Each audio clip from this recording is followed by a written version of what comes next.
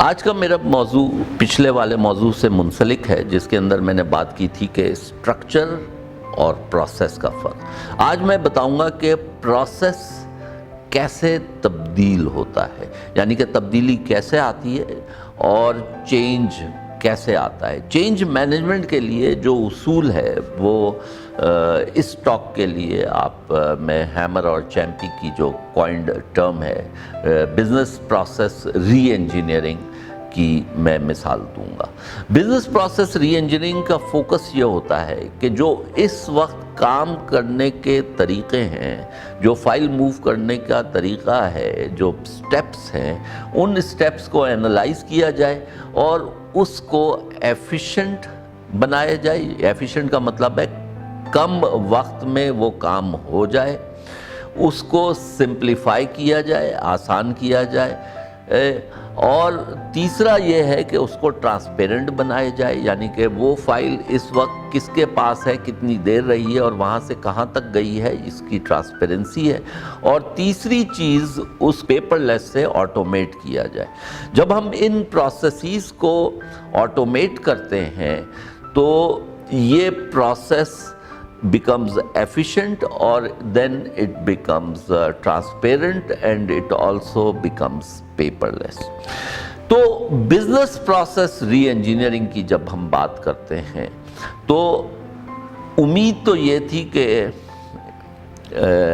تبدیلی چاہنے والے لوگ یہ کرتے کہ پاکستان کے 10 بڑے ایسے پروسیسز اٹھاتے جو لائف کو بہت زیادہ امپیکٹ کر سکتے ہیں، اور ان پروسیسز کو 5 سے 10 بھی ہو سکتے تھے، زیادہ بھی ہو سکتے تھے ڈپینڈنگ اپون دی ایکسپرٹیز، اور ان پروسیسز کو ایفیشنٹ، ٹرانسپیرنٹ اور پیپر لیس بنا کے وہ ایک امپریشن کریٹ کر سکتے تھے آف چینج and تبدیلی۔ Unfortunately, they decided to attack the very people who would have been influential in creating efficient processes۔ دیکھیں، کسی بھی پروسیس کو اگر آپ کو تبدیل کرنا ہے تو میں تبدیل کرنے کا یہ مطلب نہیں ہے کہ اگر وہ پہلے 20 سٹیپ کا پروسیس تھا تو آپ اس کو 18 کر لیں۔ That is not efficiency۔ According to BPR, you have to reduce the number of processes۔ فرض کریں کسی پروسیس کے اندر اگر 18 steps ہیں تو if you bring them down to 3 or 4 steps, then it is business process re-engineering, otherwise it is not considered business process engineering۔ It may be called quality improvement or what not۔ اگر 2-3 steps کسی لمبے process کے آپ کام کرتے ہیں تو وہ صرف مارجنل فرق ہوتا ہے، لیکن BPR is significant major change which must lead to reduction of the processes to a great extent۔ میرا 10% steps پہ آ جائے یا مے بی 20% steps پہ آ جائے، یعنی کہ اگر 10 تھے تو اس کو 2-3 پہ لے آئیں، اور اگر 20 تھے تو 4-5-6 پہ لے آئیں، تو this can be considered as business process re۔ اب سوال یہ ہے کہ یہ کام کون کرے گا؟ تو کسی بھی آرگنائزیشن میں کچھ لوگ چینج ایجنٹس ہوتے ہیں، جن کو ہم کہہ سکتے ہیں کہ ارلی اڈاپٹرز ہوتے ہیں۔ ان کی آنکھوں میں چمک ہوتی ہے، ان کے ذہن میں ذہانت ہوتی ہے، and they can look at the future۔ ہر آرگنائزیشن میں اس قسم کے چند افراد آپ کو مل جاتے ہیں۔ ان افراد کو کہتے ہیں چینج ایجنٹ۔ یہ وہ ہے کہ جب آپ تبدیلی کی بات کریں گے تو they will move with you۔ تو ان چینج ایجنٹس کو آپ کو امپاور کرنا ہوتا ہے۔ دیکھیے، ایک آرگنائزیشن ہے، وہ چل رہی ہے، پچھلے 10-20 سال سے چل رہی ہے۔ جب آپ تبدیلی لاتے ہیں تو ڈی اسٹیبلائز ہوتا ہے سسٹم۔ تو یہ جو انفریزنگ کا پروسیس ہے، ڈی اسٹیبلائزیشن کا پروسیس ہے، اس کو کہتے ہیں unfreeze, change and refreeze process. تو جب آپ انفریز کرتے ہیں تو چیزیں وہ ہوتی ہیں، ان کو پروٹیکٹ کرنا پڑتا ہے، یعنی کہ یہ جو چینج کا زمانہ ہے اس کے اندر you have to live with change. اور لیونگ وتھ چینج کا مطلب ہے کہ جو ایکسپرٹس ہوتے ہیں دے کین ایکچولی ایسٹیمیٹ کہ کون کون سی چیزیں ہلیں گی، کون سے کام جو پہلے مشکل بھی ہو جائیں گے, کچھ کو تیز کرنا ہوگا. لیکن اس کے لیے جو سب سے اہم چیز ہوتی ہے کہ یہ جو چینج ایجنٹس ہیں اور جو پروسیس اونر ہے, اس کے پاس multi departmental, multi ministerial scope کی رسپانسبلٹی اور اتھارٹی ہونی چاہیے. پاکستان میں جو بھی کمپلیکس پروسیسز ہیں وہ ملٹیپل ڈپارٹمنٹس اور ملٹیپل منسٹریز کے درمیان گھومتے ہیں. تو ان تمام ٹچ پوائنٹس کے اوپر چیزوں کو چینج کرنا ہوتا ہے اور اس کے پروسیس کو امپروو کرنا ہوتا ہے.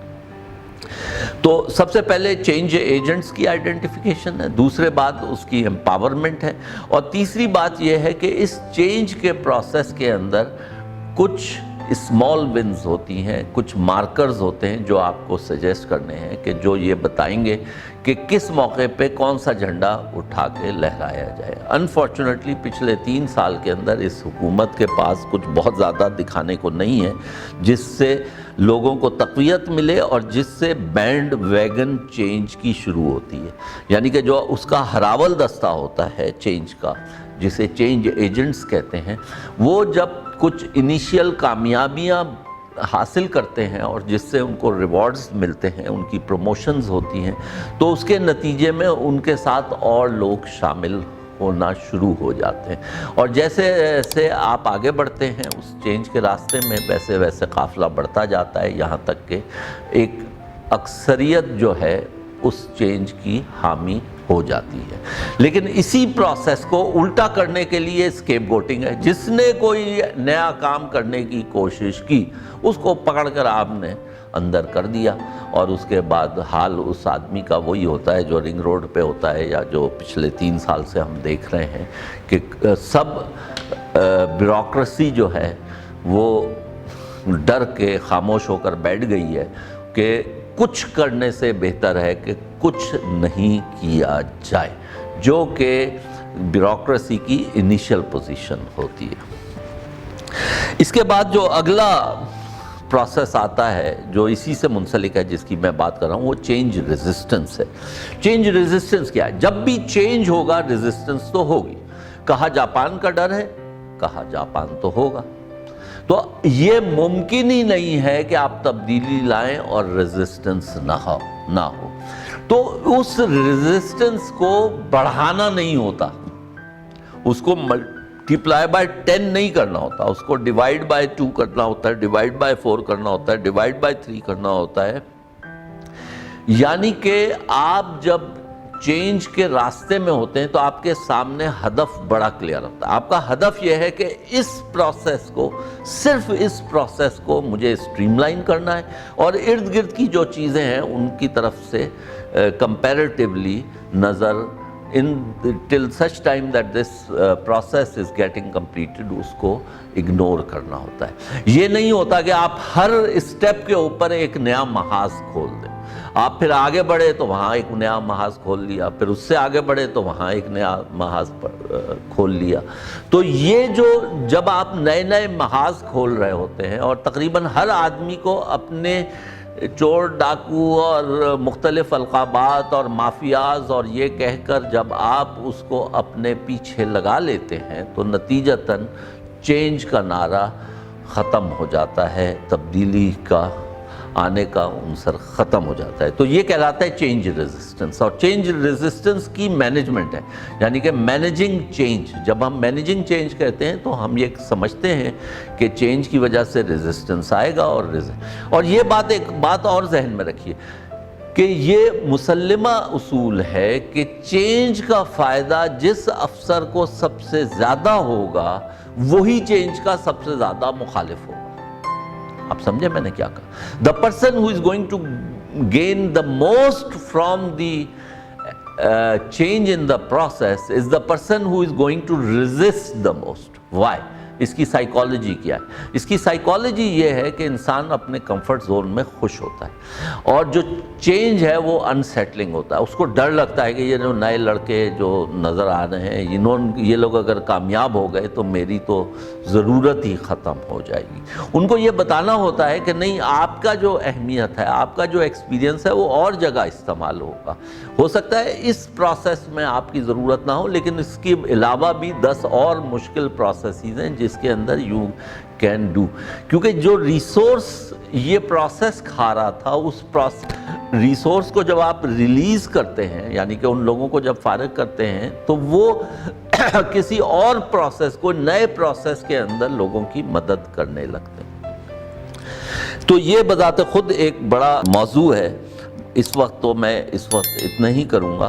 اچھا، اب جب آپ یہ اسٹڈی کر کے اس 20 اسٹیپ کے پروسیس کو 3-4 میجر اسٹیپس میں لے آتے ہیں، تو پھر اگلا کام ہوتا ہے کہ اس کے اندر وہ جو ڈیسیژنز جو لوگ اپنی ہسٹوریکل بیسس کی وجہ سے کر رہے ہوتے ہیں، اپنے ایکسپیرینس کی بنیاد پہ کر رہے ہوتے ہیں، اپنی اس نالج کی بنیاد پہ کر رہے ہوتے ہیں جو صرف ان کے سینوں میں دفن ہے، تو اس نالج کو آرٹیکولیٹ کرنا، اس کے پروسیس کے اندر ڈیسیجن میکنگ کا حصہ بنانا، اور یہ پروسیس کا step based upon these decisions ہوگا، اور وہ ڈیسیجنز ٹرانسپیرنٹ ہونے چاہیے۔ بیوروکریسی کیوں کامیاب ہو جاتی ہے اور اوپیک ہوتے ہیں سسٹم؟ کیونکہ کسی کو معلوم نہیں ہوتا کہ یہ فائل موو کی تھی، کیوں موو کی تھی، اور یہ نہیں موو کی تھی تو کیوں نہیں موو کی تھی۔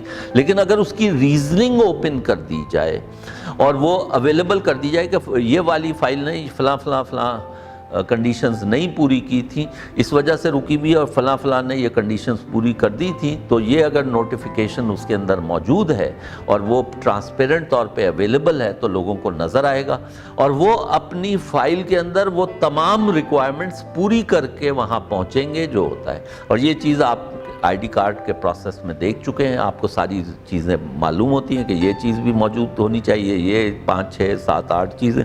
اس کے بعد محکمے کو صرف یہ چیک کرنا ہوتا ہے کہ یہ جو آپ نے ایویڈنسز دیے ہیں یہ صحیح ہیں یا نہیں ہیں۔ تو اس پورے پروسیس کے اندر میں نے جو چند باتیں کہی ہیں وہ یہ ہے کہ instead of working on everything under the sun, you should work on a few key processes.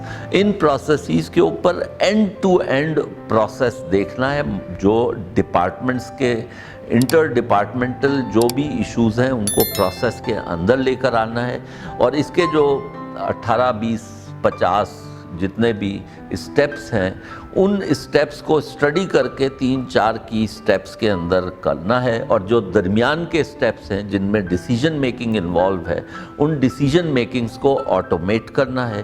اور یہ جو نیا آپ نے پروسیس بنایا ہے اس کو ڈرائیو کرنے کے لیے you have to identify change agents, اور یہ جو ہراول دستہ ہے اس کو you will allow them, you will design small wins for them to gain their trust and their encouragement, and also develop an attraction for the others to follow those change agents۔ اور پھر اس درمیان جو resistance ہوتی ہے آپ اس کو manage کرنے کی کوشش کر رہے ہوتے ہیں، اور ارد گرد کے جو مسائل ہیں جو ضرور سر اٹھانے کی کوشش کریں گے ان کو آپ اپنے ایم کی خاطر انگیج نہیں کرتے ہیں۔ اس کی ایک مثال بہت اچھی کہیں میں نے پڑھی تھی، وہ یہ ہے کہ آپ ایک خاردار جنگل میں جا رہے ہیں یہاں جس میں بہت سارے کانٹے دار جھاڑیاں ہیں، اور آپ کو ان جھاڑیوں کا جو جنگل ہے اس کو عبور کر کے دوسری طرف پہنچنا ہے۔ جیسے ہی آپ جھاڑیوں میں داخل ہوں گے تو کبھی آپ کی قمیض یہاں پھنسے گی اس کانٹے میں، کبھی اس میں۔ اب آپ یہ کریں کہ ہر وہ جھاڑی جس کے آپ کی قمیض یا آپ کا کپڑا پھنس رہا ہے آپ تلوار اٹھا کے یا کوئی اور لے کر اس کو کاٹنے کے اندر چکر میں چلے جائیں، کہیں کہ یہ والی ہے جس کے پیچھے لگ گئے اور جناب وہ درخت۔ بھائی ایسا نہیں ہوتا، آپ کبھی بھی وہ جنگل عبور نہیں کرتے۔